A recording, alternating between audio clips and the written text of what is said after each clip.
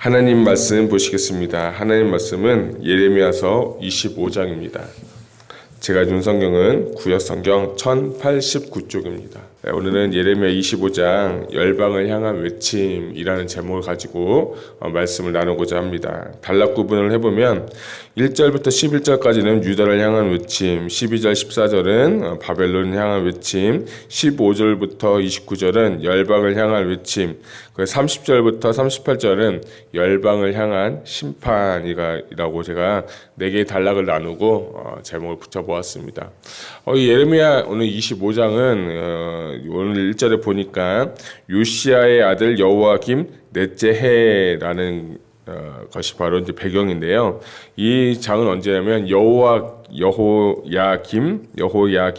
4년이자 바벨론 왕 느부갓네살 원년인 BC 605년을 기점으로 하는 그 배경의 말씀이에요. 그래서 이때가 언제 굉장히 중요한 게 뭐냐면 이 BC 605년에 바벨론이 갈그미스 전투에서 애굽과 아수르하고 싸우면서 이 바벨론이 이제 이기게 되거든요. 그때부터 이제 바벨론이라는 나라가 패권국, 그 당시를 이제 지배하는 나라가 되는 그 시기에 쓰여졌던 장이 바로 25장이에요. 또 재밌는 건 이 예레미야가 이제 요시야의 아들 아몬으로부터 약 사역한 지 23년 차가 되는 그 시점에 쓰여졌던 장이 어디냐면 예레미야 25장이에요. 그러니까 여호야김 넷째 해 그리고 예레미야가 사역한 지 23년째 되는 그 어떻게 보면 중간 결산과 같은 시점이 언제냐? 바로 예레미야 25장의 말씀이라는 거예요. 그래서 이 예레미야가 이 여호야김에게 계속해서 하는 건 하나님 앞에 돌아오라, 하나님 앞에 돌아오라라는 말로 계속 이야기하고 있지만 그들은 꾹 듣지도 않고 순종하지 않았다는 거예요. 우리 아까 읽은 말씀 3절을 제가 마지막 절에 보게 되면 여호와의 말씀이 내게 임하기로 내가 너에게 꾸준히 일렀으나 너희가 순종하지 아니하였다. 4절 그러므로 여호와께서 그의 모든 종 선지자를 너에게 끊임없이 보내셨으나 너희가 순종하지 아니하였으며 귀를 기울여 듣지도 아니하였도다. 이걸 보면서 이제 이스라엘 백성들이 하나님께서 선지자를 계속 보내도 듣지도 않고 말씀을 주지만 듣지도 않고 귀를 열어 하나님의 말씀을 순종하지도 않았다라는 말씀 보면서 어떻게 보면 우리에게 주시는 말씀인 것 같아요. 예레미야의 가장 중요한 그 2가지 단어를 제가 말씀드렸죠. 하나는 슈브, 돌이키라는 거예요. 그냥 돌이키기 위해서는 가장 먼저 해야 될 것은 뭐냐면 쉐마, 너희가 먼저 하나님의 말씀을 들으라는 거예요. 그러니까 신앙생활은 계속 들어야 되는 것 같아요. 말씀을 계속 듣고 그 말씀이 내 안에서 살아 움직일 수 있도록 그 말씀을 듣고 내가 행하는 데까지 이루어 가야만이 그것이 진짜 내 말씀이 되는 거예요. 그래서 여러분이 말씀을 듣고 말씀을 읽고 말씀대로 순종해야 그 말씀의 역사, 말씀의 삶이 내 안에 이루어지게 되는 것입니다. 근데 이스라엘 백성들은 그렇게 하지 못했고 그래서 그 결과가 뭐냐 우리 한번 또 보면 11절 볼까요? 12절 한번 볼게요. 12절 여호와의 말씀이니라 70년이 끝나면 내가 바벨론 왕과 그의 나라와 갈대아인의 땅을 그 죄악으로 말미암아 벌하여 영원히 폐허가 되게 하되 라는 말이 있어요. 그래서 이 사람들의 결과가 뭐냐면 듣지도 않고 돌아오지도 않으니까 결국에는 이 남유다 백성이 바벨론에 의해서 포로로 잡혀가서 몇 년 동안 70년 동안 포로가 잡혀간다는 거예요. 여러분, 근데 우리가 이 70년이라는 거는 이제 성경에 보면 7이라는 숫자가 이제 완전 수고 70년 것은 뭐 좋은 숫자로도 말이 하는데 왜 70년인지를 여러분이 아셔야 돼요. 그건 뭐냐면 레위기 26장 34절과 35절에 보면 너희가 그 땅에 가나안 땅이죠. 거하는 동안에는 그 땅이 황폐하여 안식할 것이라. 너희가 그 안식할 동안에 너희는 그 땅이 없었으므로 그 땅이 안식하리라 라고 하면서 하나님께서 이스라엘 백성들에게 토지법을 하나 주는데 매해 7년마다 1년 동안에는 안식년이라는 것이 있어요. 그래서 땅도 쉬어야 된다는 거예요. 그런데 이게 490년, 7년마다 한 번씩 쉬니까 70년이면 70 곱하기 7이면 490년이죠. 490년 동안 뭐 이렇게 정확하진 않겠지만 대부분 490년 동안 이게 안식년을 지키지 않았다라는 거예요. 제가 좀 연구를 해보니까 언제부터인가 보니까 여호수아 시대부터 여호수아가 땅을 정복하고 그 땅부터 지금 예레미야 때까지 약 490년 동안 안식년을 거의 지키지 않았다라고 해서 그 안식년에 의해서 땅이 뭐하냐면 이스라엘 백성들을 토하여 내쳐버린 거예요. 그러니까 제가 드리고 싶은 말씀은 율법, 하나님의 말씀을 저버린 결과 하나님의 절기, 예배, 그리고 하나님께서 말씀하신 안식년, 토지제도 이 모든 것은 다 하나님의 말씀에 순종하며 살면은 복을 받는데 욕심에 의해서 하나님 말씀 듣지도 않으니까 하나님이 결국에는 바벨론이 데리고 와서 하나님이 그 이스라엘 백성들을 이게 포로로 가게 되는 거예요. 그래서 말씀을 들어야 되는 거예요. 그리고 말씀을 순종하고 행하는 데까지 가는 것이 뭐냐? 진정한 신앙생활이라는 거예요. 그래서 이스라엘 백성들이 안식년을 지키지 않고 토지법을 하나님의 말씀을 무시한 결과 그들에게 70년 동안 바벨론 포로에 살게 되는 비참한 인생을 살게 되었다는 거예요. 그것뿐만 아니라 우상을 섬기고 정의가 무너지고 공의가 무너진 그 상태에서 하나님의 뜻이 없기 때문에 하나님 그들을 계속해서 심판하는 것을 볼 수가 있어요. 오늘 25장은 참 저는 이 말씀 보면서 1절부터 11절은 유다에 관한 외침이고 12절부터 14절은 바벨론을 향한 외침이고 15절부터 29절은 열방을 향한 외침이라고 제가 드린 이유는 뭐냐면 1절부터 11절은 이제는 유다에 관한 심판에 관한 말씀, 12절부터 14절은 바벨론에 관한 말씀, 이것뿐만 아니라 15절로부터 29절은 열방에 있는 모든 나라에 대한 심판에 대한 말씀을 하는 것을 볼 수가 있어요. 저 이 말씀 보면서 그런 말씀이죠. 오직 성령이 임하시면 너희가 권능을 받고 예루살렘과 온 유대와 사마리아와 땅끝까지 이르러 복음의 증인이 되리라 라고 해서 복음의 확장성에 대해서 사도행전에 나왔는데 저는 그걸 좀 패러이즈 좀 이렇게 바꿔보면 하나님의 유다로부터 바벨론으로 그리고 열방으로 하나님께서 심판의 그 경도가 심판의 확대가 계속해서 보고 있는 걸 넓어지고 있는 것을 볼 수가 있는 거예요. 그러면서 우리에게 주시는 메시지는 뭐냐면 하나님이 이 땅을 경영하고 계시다. 그리고 하나님은 온 땅을 다스리신다는 그 하나님의 그 메시지를 여러분이 보셨으면 좋겠어요.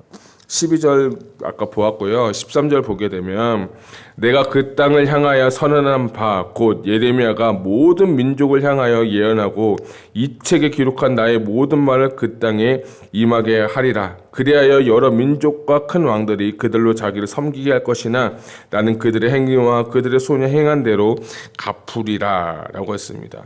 특별히 이 바벨론은 되게 교만한 나라 중에 하나예요. 왜냐하면 하나님께서 바벨론을 쓰시는 이유는 뭐냐면 이스라엘 백성들, 남유다 백성들이 몽둥이로 쳐서 돌아오게 하기 위한 하나의 도구일 뿐이에요. 그런데 바벨론 자기가 정말 국력이 세고 전쟁을 잘하니까 교만해지기 시작해서 자기들도 하나님 말씀을 순종해서 섬기는 삶을 살아야 되는데 그렇게 살지 못했기 때문에 하나님께서 바벨론도 결국에는 멸망하게 되는 것을 우리가 볼 수가 있는 거예요. 그래서 여러분 저는 이 말씀 보면서 내가 잘 나갈 때, 내가 잘 될 때, 하나님 나한테 복을 주셨다고 생각할 때 겸손하게 여러분이 하나님께 감사할 수 있는 저 여러분 되시기를 축복합니다. 15절을 같이 한번 읽겠습니다. 시작. 이스라엘 하나님 여호와께서 이같이 내게 이르시되 너는 내 손에서 이 진노의 술잔을 받아가지고 내가 너를 보내는 바 그 모든 나라로 하여금 마시게 하라. 아멘. 참 저는 이 말씀이 참 두려운 말씀이었어요. 하나님이 뭐라고 하냐면 진노의 술잔을 받아서 모든 자들이 마시게 하라. 이제 이거는 뭐냐면 이제 끝났다는 거예요. 이제는 하나님의 심판이 이제 막 임박했다라는 걸 볼 수 있어요. 자, 이거 보면서도 저는 이제 요한계시록의 말씀이 또 생각이 났는데, 요한계시록 14장 10절에 이런 말씀이 있어요. 그도 하나님의 진노의 포도주를 마시리니 그 진노의 잔에 섞인 것이 없이 부은 포도주라 라고 하면서 이 마지막 때에 주님께서 오셔서 심판하시는데, 그 전에 먼저 뭘 하냐면 포도주를 먹고 마셔서 그들이 취하게 하는 거예요. 그들이 취하면서 유흥하고 기뻐하고 본인들의 육체적인 삶을 사는데, 그것이 육체적인 삶의 그 결과는 뭐냐면 포도주에 의한 심판이 이제 임박했음을 알려주게 되는 거예요. 그러니까 저는 이 말씀 보면서 어쩌면 지금 시대가 이 말씀이 꼭 필요한 시대가 아닐까, 저는 그렇게 생각을 해봅니다. 어떤 유튜브 목사님 설교를 들어보니까 우리가 이제는 주님이 오시는 재림의 조건 중에 몇 가지가 있는데, 그 중에 하나가 뭐냐면 모든 족속이 다 복음을 다 들으면 주님께서 재림하신다고 하셨어요. 그렇죠? 근데 그게 이제 얼마 남지 않았고, 이제 옛날에는 이슬람교가 이제 들으면 이제 많이 안 들었는데, 이제 이슬람교들도 듣기 시작했다라는 얘기가 듣고, 그렇게 믿지 않았던 유대인들이 이제 예수님 믿고 돌아오는 메시아닉 주가 오면서 이제는 진짜 주님 오실 날이 얼마 남지 않았다. 어떻게 보면 지금 막 주님이 임재하셔도, 주님이 오셔도 이상할 것 없다, 이렇게 말씀하시더라고요. 저는 참 그 말씀에 동의합니다. 오늘 예레미야 말씀과 동일하게 보면 이제 주님의 그 심판의 때가 얼마 남지 않았다는 거예요. 그 심판의 때가 얼마 남지 않았는데, 하나님은 오늘도 역설적으로 진노의 잔을 마시고 내가 너에게 심판하고 너를 정말 망가뜨리겠지만, 그럼에도 불구하고 너희가 뭐하라? 하나님 앞에 돌아오라 라고 하는 것이 하나님의 마음인 거예요. 27절 보니까 너는 그들에게 이르기를 만군의 여호와 이스라엘 하나님의 말씀에 너희는 내가 너희 가운데 보내는 칼 앞에서 마시며 취하며 토하고 엎드려서 다시는 일어나지 말아라 하셨느니라. 저는 27절 보고 좀 솔직히 충격적이었어요. 아예 그냥 너를 마셔서 취하고 토해서 일어나지도 말라. 일어나는 게 아니라 완전 하나님의 심판, 하나님의 공의의 마음을 보여주고 있는 것이에요. 우리가 사랑의 하나님, 은혜의 하나님, 용서의 하나님은 우리가 참 좋아하고 발견하지만, 하나님 심판하시는 하나님 혹은 공의의 하나님에 대해서 망각하고 살 때가 너무 많아요. 여러분, 저는 이 말씀이 우리 마음 가운데 새겨지는 귀한 말씀이 되기를 축복합니다. 이 말씀 갖고 살면 내가 오늘 하루를 살아도 정말 하나님의 공의의 삶 가운데, 코람데오의 삶 가운데 살 수 있기 때문입니다. 또 28절 보면 만일 내 손에서 잔을 받아 마시기를 거절하거든 너는 그들에게 이르기를 만군의 여호와께서 말씀하시기를 너희가 반드시 마셔야 하리라 라고 한 거예요. 일어나지도 말라고 하고 이제는 반드시 먹어서 너희를 이제 심판하겠다고 주님께서 작정하고 얘기한 것을 볼 수가 있어요.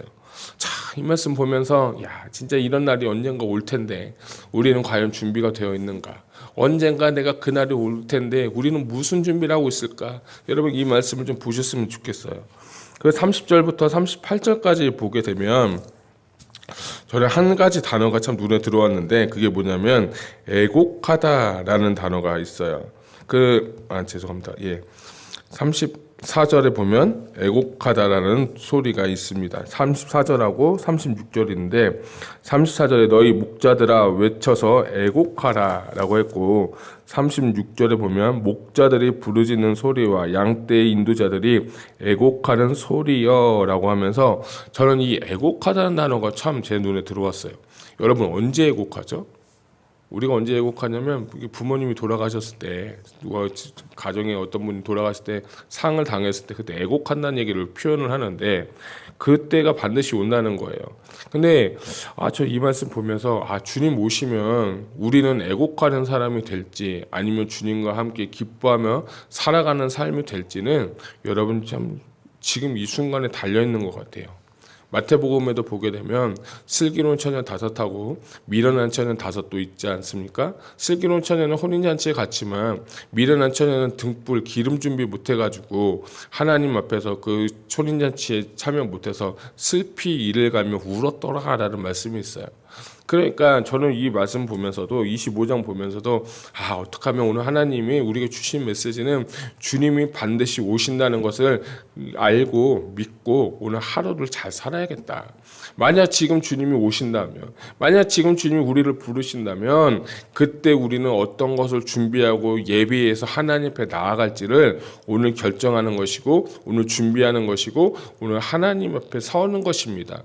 저는 이 말씀이 여러분 우리 모두에게 주시는 경각심의 말씀이 되기를 소망합니다.